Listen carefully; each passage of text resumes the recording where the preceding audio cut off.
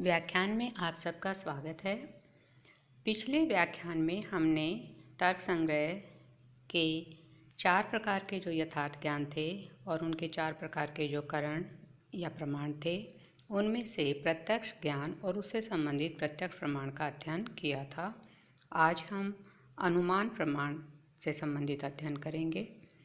हमने देखा था कि जो यथार्थ अनुभव है वो 4 प्रकार का होता है: प्रत्यक्ष, अनुमिति, उपमिति और शाब्द। उसको देने वाले जो असाधारण कारण या करण या प्रमाण होते हैं वे भी 4 होते हैं: प्रत्यक्ष, अनुमान, उपमान और शब्द। आज हम जो दूसरा प्रमाण है अनुमान, उसके बारे में अध्ययन करेंगे। जैसा कि नाम से स्पष्ट है, यह अनुमान प्रमाण और इससे प्राप्त होने वाला जो ज्ञान है यथार्थ अनुभव अनुमिति, वह प्रत्यक्ष के पश्चात होता है। अनु पश्चात मानम ज्ञानम।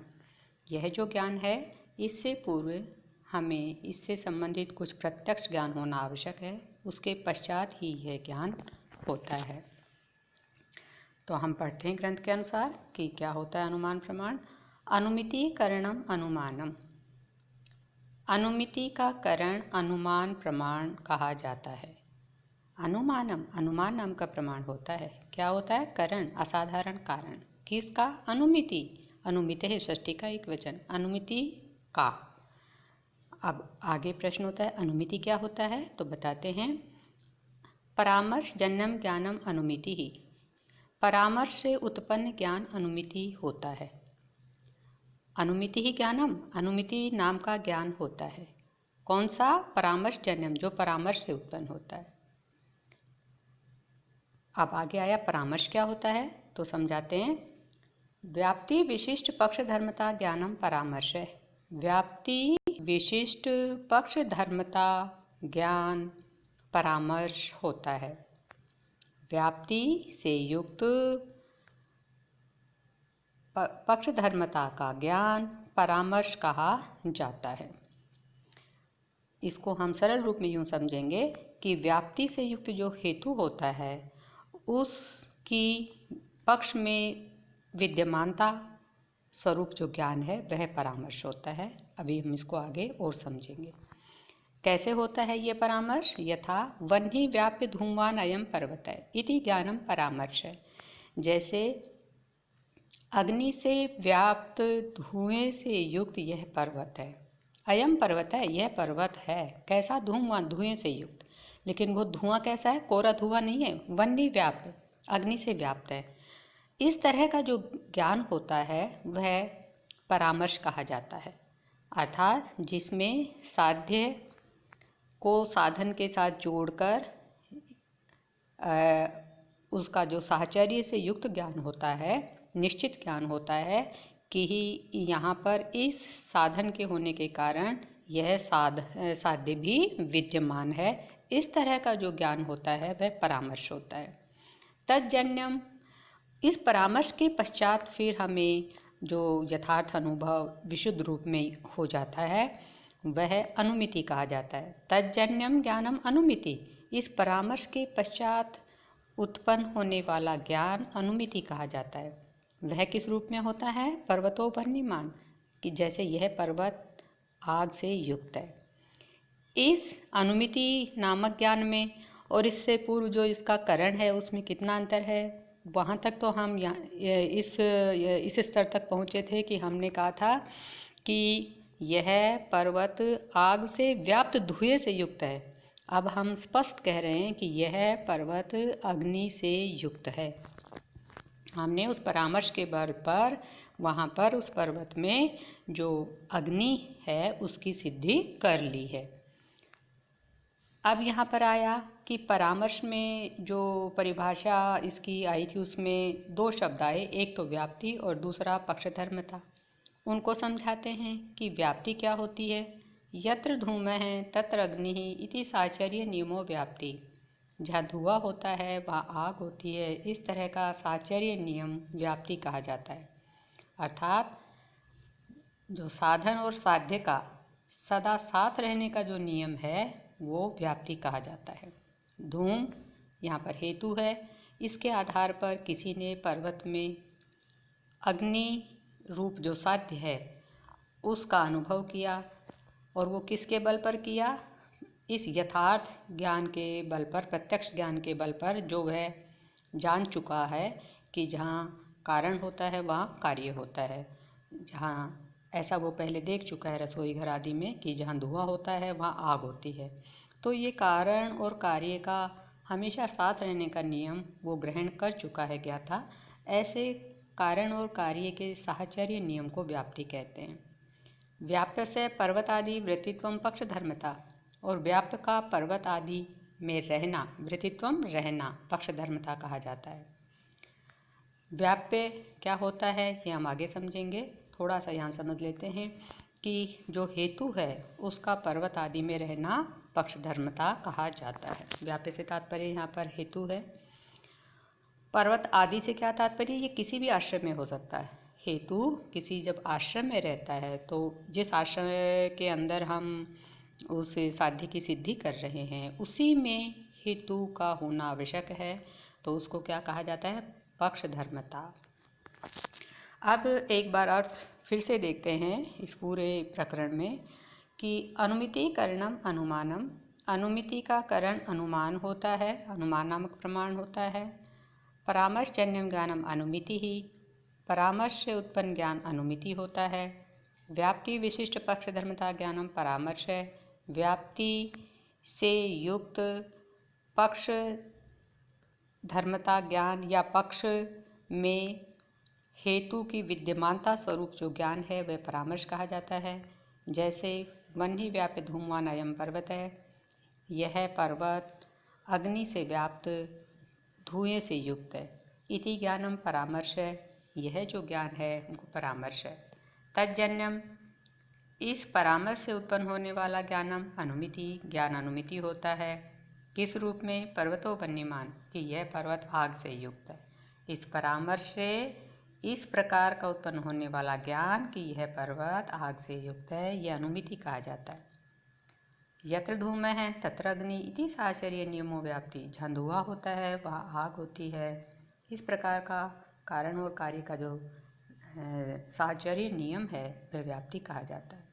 व्याप्य से पर्वतादिवृत्तित्वम पक्षधर्मता, व्याप्य का अर्थात हेतु का, धूम आदि का पर्वत आदि में रहना पक्षधर्मता कहा जाता है।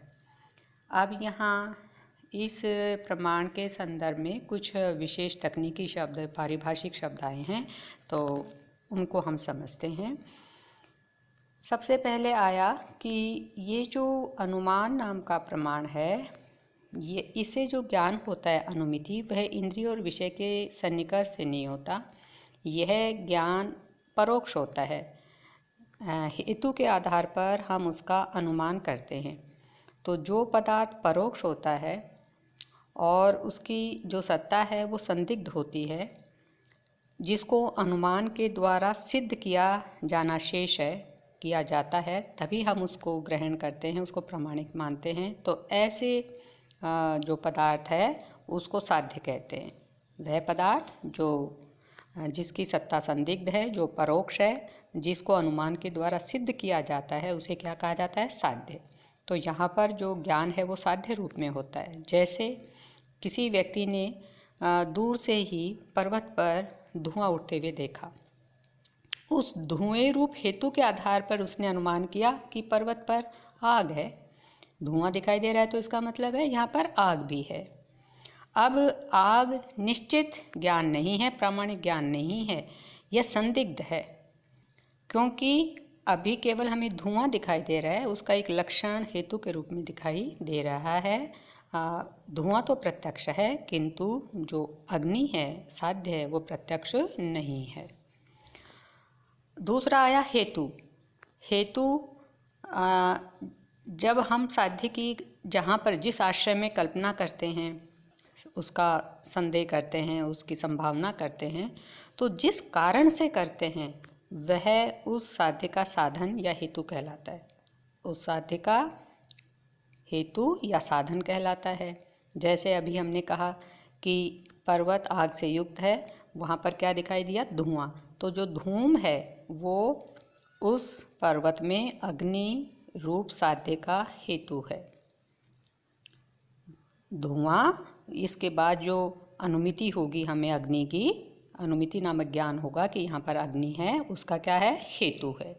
इस हेतु को साधन भी कहा जाता है, कारण भी कहा जाता है, हेतु भी। तो अनुमान प्रमाण में एक चीज़ हुई साध्य, दूसरा हुआ साधन। तीसरा है व्याप्ति। यह जो ज्ञान हमें होता है अनुमिति के रूप में, इसके लिए साधन और साध्य का साहचर्य नियम आवश्यक होता है। हेतु को साहचर्य नियम के साथ ही ग्रहण किया जाता है। जैसे अभी हमने देखा जहाँ जहाँ धुआं होता है वहाँ वहाँ आग होती है। इस तरह का जो कारण और कार्य का साथ रहने से संबंधित नियम है, जो वह प्रत्यक्ष जीवन में ज्ञाता देख चुका है, यह इसका आधार होता है। यह प्रत्यक्ष ज्ञान पर आधारित होता है। क्योंकि जो ज्ञाता है, जिसने शंका की है पर्वत पर अग्नि की, वो अनेक बार अनेक स्थलों में इस तरह का जो साहचर्य है वो देख चुका कि जहाँ ऐसा होता है वहाँ ऐसा होता है, जहाँ ऐसा कारण होता है वहाँ ऐसा कार्य होता है। तो इस तरह के कारण और कार्य के साहचर्य नियम को या व्याप्ति को वह प्रत्यक्ष देख चुका है, और इसके आधार पर वह उस कारण से उस जो पदार्थ है उसका की अनुमिति करता है। यहाँ पर आया व्याप्य शब्द। व्याप्य कहते हैं जो लक्षण या पदार्थ कम स्थान में रहे वो व्याप्य होता है। ये साध्य की अपेक्षा जो हेतु है वो कम स्थान में रहता है, इसलिए हेतु को व्याप्य कहा जाता है।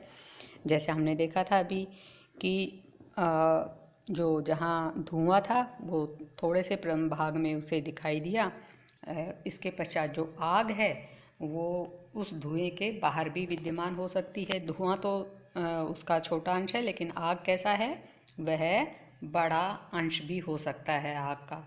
जहाँ आग हो वहाँ जरूरी नहीं धुआं भी हो। तो व्याप्य जो है वह छोटा अंश होता है, जो कम स्थान पर रहे साध्य की अपेक्षा, ऐसे हेतु को व्याप्य कहा जाता है।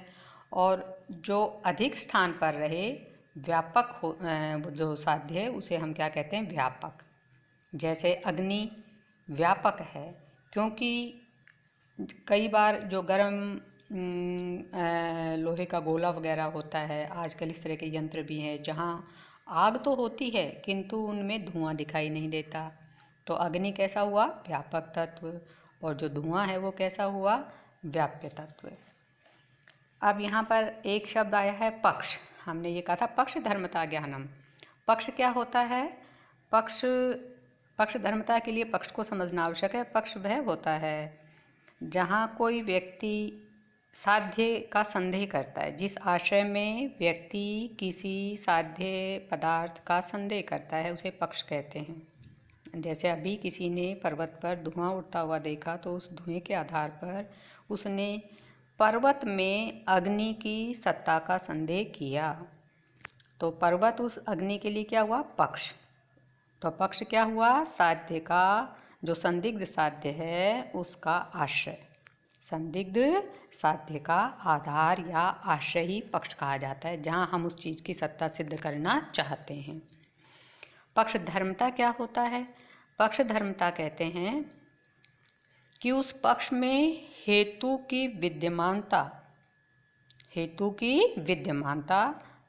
पक्ष धर्मता कहलाती है। अर्थात जिस हेतु के आधार पर हम साध्य को उस पक्ष में सिद्ध करना चाहते हैं वह हेतु वहाँ पर होना चाहिए। ऐसा नहीं कि हेतु कहीं अन्य आश्रय में है और हम साध्य की सिद्धि किसी अन्य आधार या आश्रय में कर रहे हैं। तो जिस हेतु के आधार पर साध्य की सिद्धि की जाती है उसका उस पक्ष में होना, विद्यमान होना ही पक्ष धर्मता कहा जाता है। अब यहाँ पर एक शब्द आया परामर्श। परामर्श क्या होता है, परामर्श होता है, हमने अभी पढ़ा था, व्याप्ति विशिष्ट पक्ष धर्मता ज्ञानम परामर्श है। यहाँ व्याप्ति विशिष्ट जो हेतु है उसका पर्वत आदि आश्रमों में रहना ये परामर्श कहा जाता है। अर्थात हम उस हेतु को पर्वत आदि में समझ रहे हैं, लेकिन अब सामान्य रूप में नहीं समझ रहे, सामान्य हेतु के रूप में नहीं समझ रहे, हम उसको व्याप्ति के साथ समझ रहे हैं। हमने अब उसका विशेष प्रकार का वहाँ पर विद्यमानता समझ ली है, व्याप्ति को ग्रहण करके उसको स्मरण करके अब हमने ये जान लिया है कि यहाँ कोरा धुआं नहीं है, बल्कि यह धुआं आग से व्याप्त है। किसके आधार पर यह बात हमने जानी? यह परामर्श, यह निश्चय हमने किसके आधार पर किया? तो परामर्श से तात्पर्य निश्चय है, निर्णय से है। पहले हम कोरा केवल संदेह कर रहे थे, बस केवल ये देख रहे थे कि धुआं उठ रहा है इसलिए आग होनी चाहिए, किंतु अब यहाँ हम इस निर्णय पर पहुँच चुके हैं कि यह जो पर्वत है वो आग से व्याप्त धुएं से युक्त है। यह ज्ञान हमने किस आधार पर प्राप्त किया? यह व्याप्ति के बल पर, क्योंकि हम प्रत्यक्ष देख चुके हैं कि जहाँ जहाँ धुआं होता है वहाँ वहाँ आग होती है। तो इस तरह से जो व्याप्ति के बल से जो निर्णय किया जाता है हेतु से युक्त साध्य का पक्ष में, वो परामर्श कहा जाता है। और इस परामर्श को ही, जो हेतु का परामर्श है वो ही आगे परिभाषा के रूप में आएगा। एक अनुमान की परिभाषा ये भी होती है कि लिंग का, हेतु का जो परामर्श है, निर्णय होता है वहाँ पर साध्य में, तो वही एक तरह से क्या होता है? अनुमान होता है। इस तरह से हमने इस गद्यांश के माध्यम से, इस खंड के माध्यम से अनुमान क्या होता है तर्क संग्रह के अनुसार यह समझने का प्रयास किया। इसमें पहली बार कुछ पारिभाषिक शब्द आए हैं, वो भी हमने जानने का प्रयास किया। अब हम इससे संबंधित प्रश्नों का अभ्यास कर लेते हैं। जैसे अनुमानम किम, तो इसका उत्तर हो जाएगा अनुमिति करणम अनुमानम, या अनुमितेः करणम अनुमानम। अनुमिति ही का, तो उत्तर होगा परामर्श जन्यम ज्ञानम अनुमिति ही। परामर्श है कह, तो बताएंगे व्याप्ति विशिष्ट पक्ष धर्मता ज्ञानम परामर्श, यथा वन्य व्याप्य धूमानयम पर्वत इति ज्ञानम। अब एक जो महत्वपूर्ण प्रश्न होता है कि व्याप्ति ही का, व्याप्ति क्या होती है? तो हम इसको बताएंगे यत्र धूमस्तत्राग्नि इति साहचर्य नियमो व्याप्ति। जो कारण और कार्य का साहचर्य नियम है, और उसको उदाहरण के साथ समझाएंगे। कौन सा उदाहरण? कि यत्र धूमस तत्र अग्नि, इस तरह के उदाहरण देकर के समझाएंगे। इस तरह का जो साहचर्य नियम है वो व्याप्ति होता है। पक्षधर्मता का, व्याप्य से पर्वतादि वृत्तित्वम पक्षधर्मता, हेतु का पर्वत आदि में रहना पक्षधर्मता होता है। इस तरह से हमने प्रश्नों के उत्तर भी समझने का प्रयास किया, लघुत्तरात्मक जो संस्कृत में हो सकते हैं। आज इतना ही। अगले व्याख्यान में हम अनुमान के भेद आदि का अध्ययन करेंगे। धन्यवाद। आप सभी सकुशल रहें। जय तु भारतम।